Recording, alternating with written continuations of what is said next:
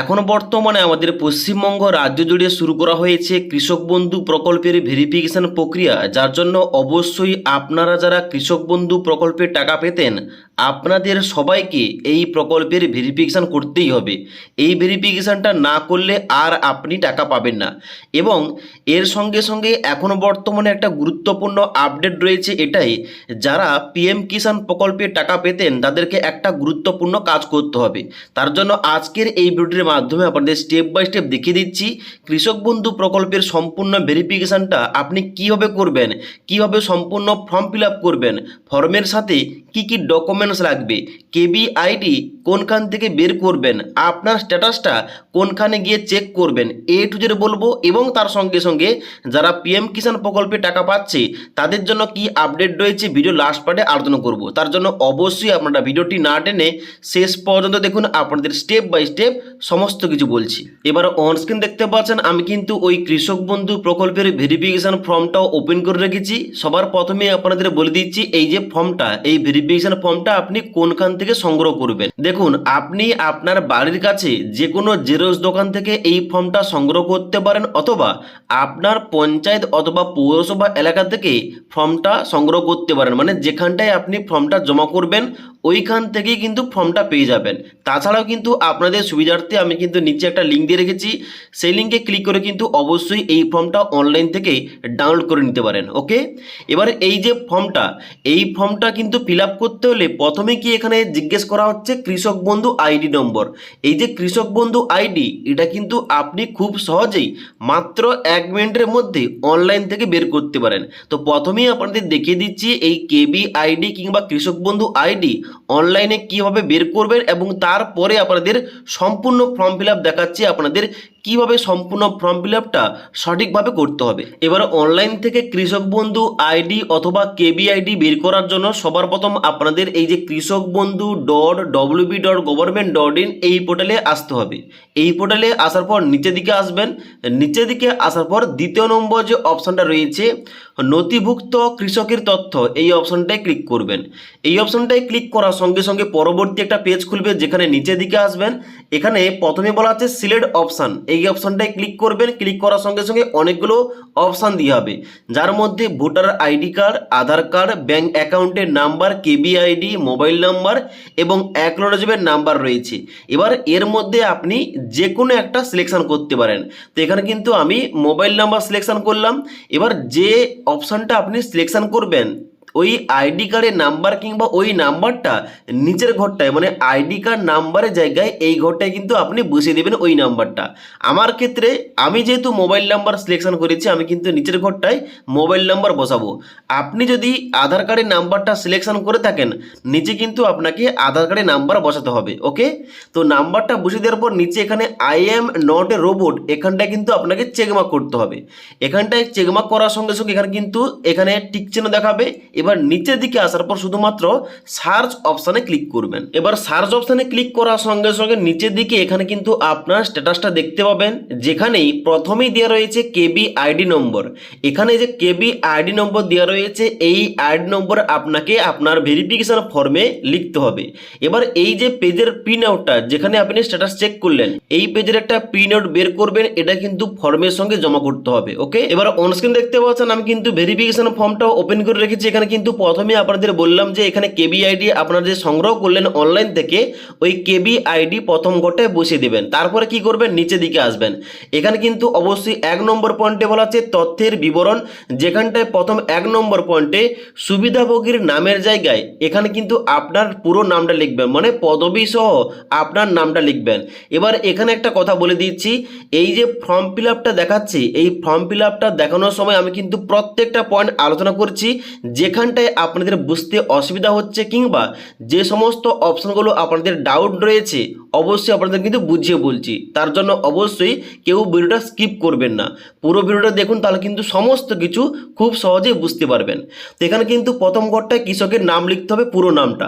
তারপরে দ্বিতীয় নম্বর পয়েন্টে বলা হচ্ছে পিতা অথবা স্বামী অথবা অভিভাবকের নাম, যেখানটায় আপনার বাবার নাম লিখবেন।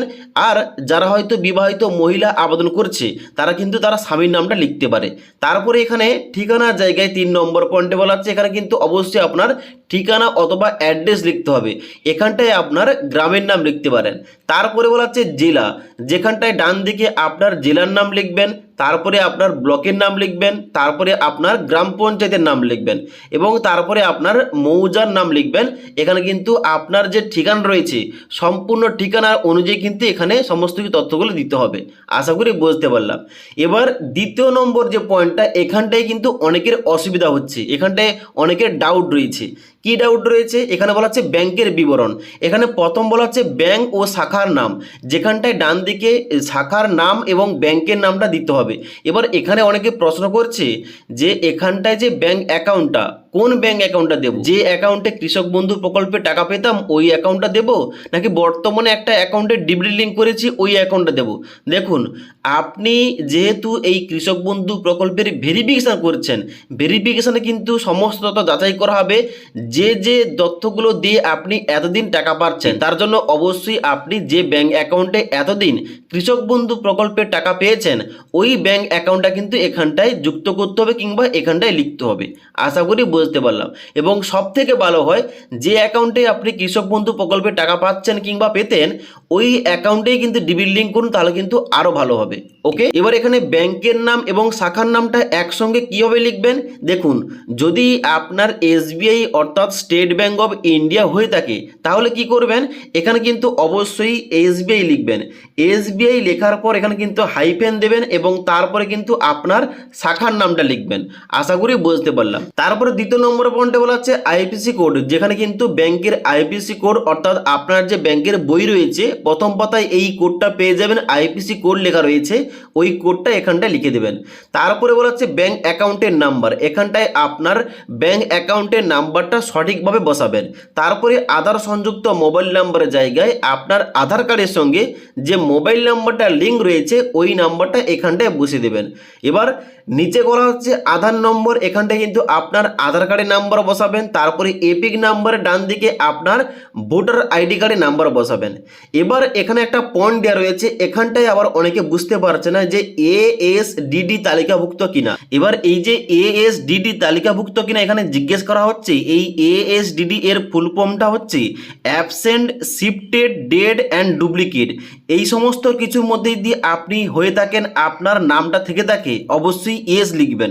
আর যদি আপনার নামটা 2026-এর নতুন ভোটার লিস্টে থেকে থাকে এখানটায় সবাই নো লিখবেন। আশা করি বুঝতে পারলাম। এবার বলা হচ্ছে পিএম কিষাণ পান কিনা। যদি আপনি পিএম কিষাণ পেয়ে থাকেন এখানে কিন্তু ভেরিফিকেশান করতে হবে না এমনিতেই, আর তাছাড়া কিন্তু পিএম কিষাণ না পেয়ে থাকলে এখানে কিন্তু নো লিখবেন।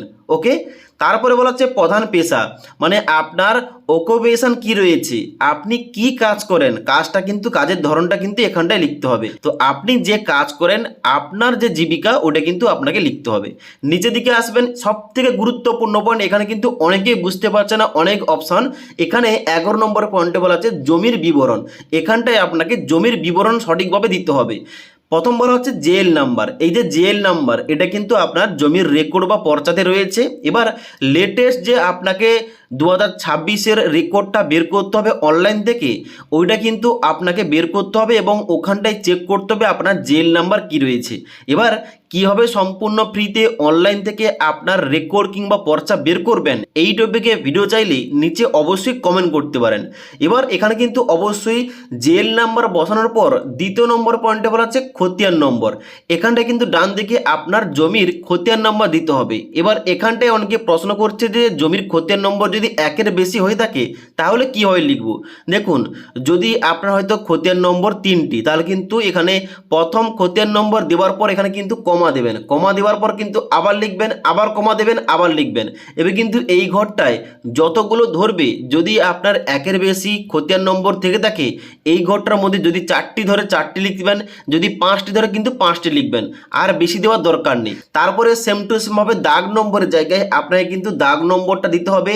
1-এর বেশি দাগ নম্বর থেকে থাকলে এখানে কিন্তু অবশ্যই কমা দিয়ে লিখবেন। তারপরে বলা হচ্ছে জমির পরিমাণ। এখানটায় কিন্তু জমির পরিমাণটা আপনাকে একরে লিখতে হবে। আপনার যে জমির পরিমাণ রয়েছে ওইটা যদি একরে না থেকে যদি অন্য কোনো মাপে থেকে থাকে অবশ্যই অনলাইনে খুব সহজেই কিন্তু একরে কনভার্ট করতে পারবেন এবং ওই একরের মানটা মানে জমির পরিমাণটা কত ওইটা কিন্তু একরে এখানে কিন্তু লিখতে হবে। তারপরে বলা হচ্ছে এখানে যে আরওআর এর তারিখ অথবা খতিয়ানের তারিখ, ডেট অফ আরওআর কি রয়েছে এখানে কিন্তু লিখতে হবে। এটা কিন্তু আপনি আপনার জমির পর্চা কিংবা রেকর্ডে পেয়ে যাবেন। যদি এখানে খুঁজতে অসুবিধা হচ্ছে বা কোনো কিছু প্রবলেম হচ্ছে অবশ্যই যেখানটায় আপনি ফর্মটা জমা করবেন ওখানটায় কিন্তু অফিসারকে বললে আপনাকে সাহায্য করবে। ওকে, এবার কি বলা হচ্ছে পরবর্তী পয়েন্ট যে জমির এখানে ধরনটাও এখানে লিখতে হবে। এখানে প্রথমে বলা হচ্ছে পারচেস মানে আপনি কি জমি ক্রয় করেছেন কিংবা কিনেছেন। দ্বিতীয় নম্বর পয়েন্টে বলা হচ্ছে ডেথ মিউটেশন অর্থাৎ আপনি কি জমিটা উত্তরাধিকার সূত্রে পেয়েছেন। তৃতীয় নম্বর পয়েন্টে বলা হচ্ছে হস্তান্তর অর্থাৎ আপনি কি কোনো কারোর কাছ থেকে এখানে ট্রান্সফার করেছেন জমিটা কিংবা আদার্স কিংবা অন্যান্য। এবার আপনার ক্ষেত্রে যেটা হবে অবশ্যই কিন্তু আপনি লিখবেন, যদি ক্রয় করে থাকেন পারচেস লিখবেন, যদি আপনি উত্তরাধিকার সূত্রে পেয়ে থাকেন ডেথ মিউটেশন লিখবেন এবং ট্রান্সফার হয়ে থাকলে ট্রান্সফার লিখবেন। আর যদি এই তিনটি কারণের মধ্যে না হয়ে থাকে এখানটায় কিন্তু আদার্স লিখবেন। ওকে, এবার তারপরে নিচে দিকে আসার পর বলা হচ্ছে আয়কর প্রদানকারী কিনা মানে যে কৃষক ভেরিফিকেশন করছে সে যদি ইনকাম ট্যাক্স দিয়ে থাকে ইয়েস লিখবেন, আর না হলে কিন্তু এখানটায় সবাই নো লিখে দিবেন। ওকে, এবার এই ফর্মের দ্বিতীয় নম্বর পৃষ্ঠায় কিন্তু এখানে বলা হচ্ছে স্বামী অথবা স্ত্রীর বিবরণ। এখানটায় কিন্তু অনেকের আবার প্রবলেম হচ্ছে, বলা হচ্ছে এখানে যারা হয়তো অবিবাহিত কৃষক তারা যদি এই ভেরিফিকেশন ফর্মটা ফিল আপ করছে তাদের এখানে এই ঘরটায় কিংবা দ্বিতীয় নম্বর পৃষ্ঠায় কি লিখতে হবে। দেখুন, যারা আপনারা আনম্যারিড কিংবা অবিবাহিত কৃষক তাদের কিন্তু এই দ্বিতীয় পৃষ্ঠার ফর্মটা ফিল আপ করতে হবে না।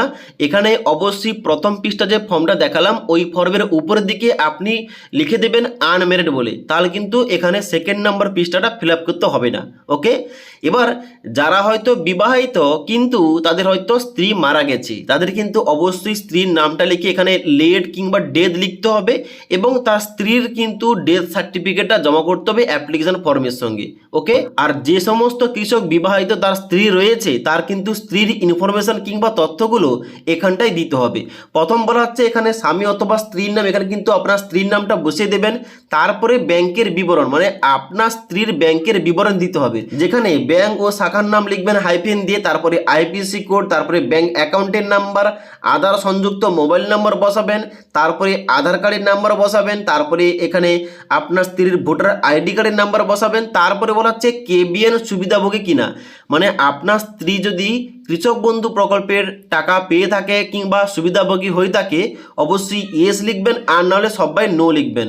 তারপরে বলা হচ্ছে এএসডিডি তালিকাভুক্ত কিনা মানে যদি আপনার স্ত্রীর নামটা এএসডিডি তালিকায় থেকে থাকে এস লিখবেন, আর যদি আপনার স্ত্রীর নামটা 2026-এর ভোটার লিস্টে থেকে থাকে এখানটায় নো লিখে দেবেন। ওকে, তারপরে বলা হচ্ছে পিএম কিষাণ পায় কিনা আপনার স্ত্রী পিএম কিষাণ পেয়ে থাকলে এস লিখবেন, আর নাহলে সবাই নো লিখবেন। তারপরে বলা হচ্ছে আপনার স্ত্রীর প্রধান পেশা কিংবা জীবিকা কী করে রয়েছে এখানটায় কিন্তু ডান দিকের ঘর লিখতে হবে। যদি আপনার স্ত্রী চাষবাস করে থাকে এখানে কিন্তু কাল্টিভেশন কিংবা এগ্রিকালচার লিখতে পারেন, আর না হলে কিন্তু এখানে হাউস ওয়াইফ লিখলেও কিন্তু সমস্যা নেই। তারপরে নিচের দিকে আসবেন, বলা হচ্ছে এখানে সুবিধাভোগীর স্বাক্ষর, এখানটা কে সিগনেচার করবে এখানটায় কিন্তু কৃষক যে ভেরিফিকেশন করছে তার কিন্তু স্বাক্ষরটা এখানটায় করতে হবে। ওকে, এবার এইখানে স্বাক্ষর করার পর এই ফর্মটা ফিল আপ শেষ।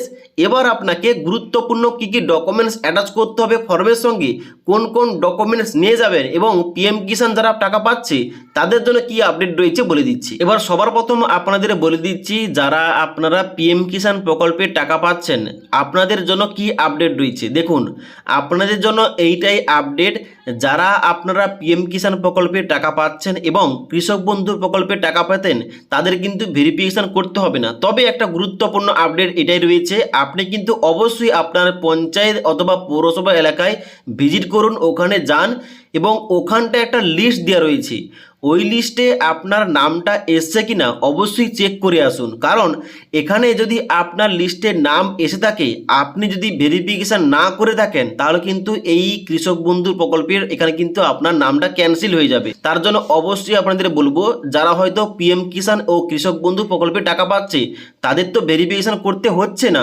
তবুও একবার আপনাদের বলছি আপনার এলাকার পঞ্চায়েত অথবা পৌরসভাতে গিয়ে একবার লিস্টটা চেক করে আসুন ওখানটায় নাম এসছে কিনা। নাম না এলে কোনো কিছু সমস্যা নেই, যদি ইনকেস নামটা এসে থাকে অবশ্যই আপনাকে কৃষক বন্ধু প্রকল্পের ফর্মটা তুলে ভেরিফিকেশন করতেই হবে। এইটাই ছিল আপডেট। এবার বলে দিচ্ছি ফর্মের সঙ্গে আপনাদের কি কি ডকুমেন্টস অ্যাটাচ করতে হবে। দেখুন এখানে ডকুমেন্টসের লিস্টের মধ্যে এখানে কিন্তু টোটাল 12টি ডকুমেন্টসের কথা বলা হচ্ছে। কি কি ডকুমেন্টস এখানে বলা হচ্ছে 1 নম্বর পয়েন্টে ফিল্ড ইন ভেরিফিকেশন ফর্ম, মানে আপনাকে যে দুটি ভেরিফিকেশন ফর্মটা এখানে দেখালাম ফর্ম ফিল আপটা, ওই দুটো ভেরিফিকেশন ফর্ম আপনাকে কিন্তু অবশ্যই জমা করতে হবে। ওই ফর্মের সঙ্গে 2 নম্বর পয়েন্টে বলা হচ্ছে print copy applicant current application কিংবা বেনিফিশিয়ারি স্ট্যাটাস, মানে কেবিআইডি বের করার সময় আপনাদের বললাম যে ওই পেজের একটা প্রিন্ট আউট লাগবে অ্যাপ্লিকেশন ফর্মের সঙ্গে, তো ওখানটায় কিন্তু অবশ্যই ওই পেজের একটা প্রিন্ট আউট বের করবেন এবং ফর্মের সঙ্গে জমা করবেন। 3 নম্বর পয়েন্টে বলা হচ্ছে সেলফ অ্যাটেস্টেড আধার কার্ড লাগবে, মানে যে কৃষক ভেরিফিকেশন করছে তার আধার কার্ড লাগবে, যেখানটায় কৃষক ওই আধার কার্ডের জেরক্সের নিচে সিগনেচার করবে। তারপরে বলা হচ্ছে self attested voter ID card, মানে কৃষকের ভোটার আইডি কার্ড লাগবে। তারপরে বলা হচ্ছে 5 নম্বর পয়েন্টে লেটেস্ট ইলেকটোরাল রোল, মানে নতুন যে ভোটার লিস্ট ওই ভোটার লিস্টে কৃষকের নাম রয়েছে ওইটা কিন্তু লাগবে। তারপরে বলা হচ্ছে 6 নম্বর পয়েন্টে লেটেস্ট ROR, মানে আপনি যে 2026-এ রেকর্ডটা বের করেছেন যেটা কিন্তু অবশ্যই বাংলার ভূমির অফিসিয়াল ওয়েবসাইট থেকে এখন ফ্রিতে ডাউনলোড করা যাচ্ছে। তো বর্তমানে কিন্তু বাংলার ভূমির অফিসিয়াল ওয়েবসাইট থেকে আপনার দাগ খতিয়ান নম্বর দিয়ে কিন্তু খুব সহজেই এই নতুন রেকর্ডটা বের করা যাচ্ছে, ওইটা কিন্তু বের করবেন এবং ওইটা ফর্মের সঙ্গে জমা করবেন। তারপরে বলা হচ্ছে self attested photocopy first page of bank পাসবই, মানে আপনার ব্যাংকের প্রথম পাতার যে জেরক্সটা ওটা কিন্তু আপনাকে জমা করতে হবে। তারপরে বলা হচ্ছে আধার লিঙ্ক মোবাইল নাম্বার লাগবে। তারপরে বলা হচ্ছে 1 রিসেন্ট পাসপোর্ট সাইজের ফটোগ্রাফ, মানে কৃষকের একটি পাসপোর্ট সাইজের লেটেস্ট ফটোগ্রাফ লাগবে, পুরনো ফটোগ্রাফ দিলে হবে না। ওকে, এবার এই 9টি ডকুমেন্টসের সঙ্গে গুরুত্বপূর্ণ 3টি ডকুমেন্টস যোগ করতে হবে যারা বিবাহিত কৃষক যার স্ত্রীর ইনফরমেশনটা দ্বিতীয় পৃষ্ঠায় দিয়েছেন। কি বলা হচ্ছে additional documents for married applicant only, মানে যারা বিবাহিত কৃষক যার স্ত্রীর ইনফরমেশন দ্বিতীয় পৃষ্ঠায় দেওয়া হয়েছে তার কিন্তু ডকুমেন্টস 3টি অ্যাটাচ করতে হবে। 1 নম্বর সেলফ অ্যাটেস্টেড ফটোকপি স্পাউস আধার কার্ড, মানে স্ত্রীর আধার কার্ড লাগবে, যেখানটা কিন্তু তার স্ত্রী সিগনেচার করবে আধার কার্ডের জেরক্সের নিচে। তারপরে self attested voter ID card লাগবে এবং লেটেস্ট যে ইলেকটোরাল রোল, মানে নতুন যে ভোটার লিস্ট ওই লিস্টে আপনার স্ত্রীর নাম রয়েছে ওই পাতার জেরক্স কপি লাগবে। এই 3টি ডকুমেন্টস যুক্ত করতে হবে। এবার এখানেই কিন্তু বলা রয়েছে যারা আনম্যারিড মানে অবিবাহিত কৃষক তারা কিন্তু প্রথম যে ফর্মটা মানে প্রথম পৃষ্ঠা যে ফর্মটা ওই ফর্মের উপরের দিকে আনম্যারিড বলে কিন্তু লিখে দেবে, তাহলে কিন্তু আর দ্বিতীয় পৃষ্ঠা ফিল আপ করতে হবে না, শুধুমাত্র সিগনেচার করতে হবে। এবার যাদের স্ত্রী মারা গেছে তাদের কিন্তু অবশ্যই এই ফর্মের সঙ্গে ডেথ সার্টিফিকেটটা অ্যাটাচ করতে হবে। আশা করি বুঝতে পারলাম এই ফর্মের সঙ্গে গুরুত্বপূর্ণ কী কী ডকুমেন্টসগুলো অ্যাটাচ করতে হবে এবং জমা করতে হবে। এবার এই যে সম্পূর্ণ ভেরিফিকেশন প্রক্রিয়া সম্পন্ন হলে যদি আপনি যোগ্য কৃষক হয়ে থাকেন, সমস্ত ডকুমেন্টস ঠিকঠাক থেকে থাকে, অবশ্যই কিন্তু আপনি টাকাটা পেতে থাকবেন। আর যদি এখানে অযোগ্য বলে আপনি মনে হন কিংবা কোনো কিছু ডকুমেন্টস না দেখাতে পারেন তাহলে কিন্তু আপনার এখানে ফর্মটা বাতিল হবে। আশা করি বুঝতে পারলাম এখন যে বর্তমানে রাজ্য জুড়ে কৃষক বন্ধু প্রকল্পের ভেরিফিকেশন চলছে, ভেরিফিকেশন এখানে কীভাবে করতে হবে, কীভাবে ফর্ম ফিল আপ করতে হবে, ফর্মের সঙ্গে কোন কোন ডকুমেন্টস অ্যাটাচ করতে হবে এবং কোথায় গিয়ে ফর্মটা জমা করবেন, কেবি আইডি কীভাবে বের করবেন এবং তার সঙ্গে সঙ্গে PM কিষাণ যারা টাকা পাচ্ছেন তাদের জন্য কি আপডেট রয়েছে বলে দিলাম। এবার বলে দিচ্ছি এই যে এই ফর্মটা কিন্তু আপনাকে এই মাসের মধ্যে মানে 31শে জুলাই 2026 তারিখের মধ্যে জমা করতে হবে। তবে পরবর্তীতে যদি ডেটটা বাড়ানো হয় অবশ্যই জানিয়ে দেবো, তবে বর্তমানে এইটাই আপডেট। আপনাকে আর কিন্তু 8 থেকে 9 দিন সময় দেওয়া হচ্ছে, মানে 31শে জুলাই 2026 তারিখের মধ্যে আপনার এলাকার পঞ্চায়েত অথবা পৌরসভাতে গিয়ে আপনাকে ফর্মটা জমা করতেই হবে। ওকে, তো আজকের এই ভিডিওটির আপডেট ভালো লেগে থাকলে একটি লাইক করে দেবেন এবং বন্ধুদের অবশ্যই ভিডিওটি শেয়ার করে দেবেন।